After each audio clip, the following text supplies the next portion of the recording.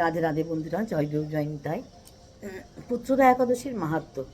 যুধিষ্ঠির বললেন, হে শ্রীকৃষ্ণ, পৌষ মাসের শুক্লপক্ষের একাদশীর নাম কি, বিধি বা কি, কোন দেবতা ওই দিন পূজিত হন এবং আপনি কার প্রতি সন্তুষ্ট হয়ে সেই ব্রতফল প্রদান করেছিলেন, কৃপা করে আমাকে সবিস্তারে বলুন। শ্রীকৃষ্ণ বললেন, হে মহারাজ, এই একাদশী পুত্রদা নামে প্রসিদ্ধ। সর্বপাপ বিনাশিনী ও কামদা এই একাদশীর অধিষ্ঠাত্রী। দেবতা হলেন সিদ্ধিদাতা নারায়ণ। ত্রিলোকে এর মতো শ্রেষ্ঠ ব্রত নেই। এই ব্রতকারীকে নারায়ণ বিদ্বান ও যশস্বী করে তোলেন। এখন আমার কাছে ব্রতের মাহাত্ম্য শ্রবণ করো। ভদ্রাবতী পুরীতে সুকেতুমান নামে এক রাজা ছিলেন। তার রানীর নাম ছিল শৈব্যা। রাজ দম্পতি বেশ সুখেই দিন যাপন করতেন।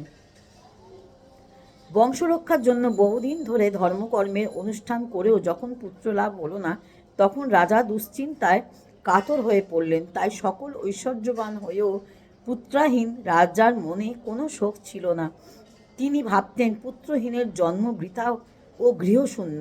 পিতৃদেব মনুষ্যলোকের কাছে যে ঋণ শাস্ত্রে উল্লেখ আছে, তা পুত্র বিনা পরিশোধ হয় না। পুত্র বাজনের এ জগতে যশলাভ ও উত্তম গতি লাভ হয় এবং তাদের আয়ু, আরোগ্য, সম্পত্তি প্রভৃতি বিদ্যমান থাকে। নানা দুশ্চিন্তা গ্রসত রাজা আত্মহত্যা করবেন বলে স্থির করলেন। কিন্তু পরে বিচার করে দেখলেন, আত্মহত্যা মহাপাপ। এর ফলে কেবল দেহের বিনাশ মাত্র হবে, কিন্তু আমার পুত্রহীনতা তো দূর হবে না। তারপর একদিন রাজা নিবিড় বনে গমন করলেন। বনভ্রমণে করতে করতে দ্বিপ্রহর অতিক্রান্ত হলে রাজা ক্ষুধা তৃষ্ণা অত্যন্ত কাতর হলেন। এদিক ওদিক জলাদির অনুসন্ধান করতে লাগলেন। তিনি চক্রবাক, রাজহংস এবং নানা রকম মাছে পরিপূর্ণ একটি মনোরম সরোবর দেখতে পেলেন। সরোবরের কাছে মুনিদের একটি আশ্রম ছিল। তিনি সেখানে উপস্থিত হলেন। সরোবর তীরে মুনিগণ বেদ পাঠ করছিলেন। মুনিবৃন্দের শ্রীচরণে তিনি দণ্ডবত প্রণাম করলেন। মুনিগণ রাজাকে বললেন, হে মহারাজ, আমরা আপনার প্রতি প্রসন্ন হয়েছি। আপনার কি প্রার্থনা বলুন। রাজা বললেন, আপনারা কে এবং কি জন্যই বা এখানে সমবেত হয়েছেন। মুনিগণ বললেন, হে মহারাজ, আমরা বিশ্বদেব নামে প্রসিদ্ধ এই সরোবরে স্নান করতে এসেছি। আজ থেকে 5 দিন পরেই মাঘ মাস আরম্ভ হবে। আজ পুত্রদা একাদশী তিথি। পুত্র দান করে বলেই এই একাদশীর নাম পুত্রদা। তাদের কথা শুনে রাজা বললেন, হে মুনিবৃন্দ, আমি অপুত্র, তাই পুত্র কামনায় অধীর হয়ে পড়েছি। এখন আমাদের দেখে আমার হৃদয়ে আশার সঞ্চার হয়েছে। এই দুর্ভাগ্য পুত্রহীনের প্রতি অনুগ্রহ করে একটি পুত্র প্রদান করুন। মুনিগণ বললেন, হে মহারাজ, আজ সেই পুত্রদা একাদশী তিথি, তাই এখনই আপনি এই ব্রত পালন করুন। ভগবান শ্রীকৃষ্ণের অনুগ্রহে অবশ্য আপনার পুত্র লাভ হবে।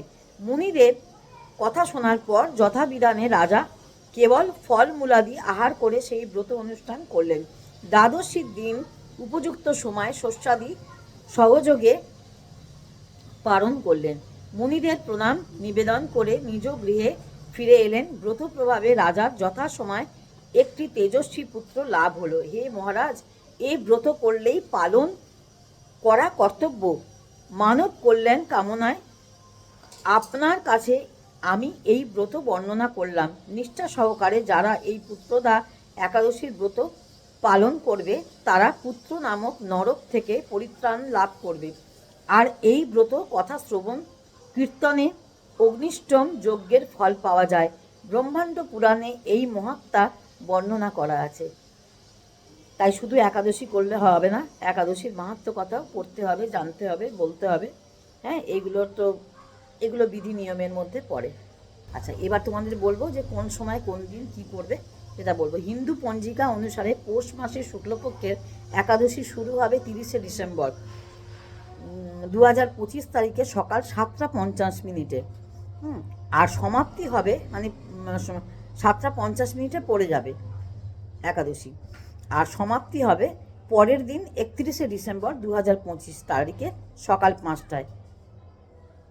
সমাপ্ত হবে। তার মধ্যে তোমাকে এবারে পালন টালন যেরকম যা পদ্ধতি আছে সেগুলো পালন করতে হবে। হিন্দু ধর্মে সূর্যোদয়ের পরেই সব শুভ কাজ করা হয়।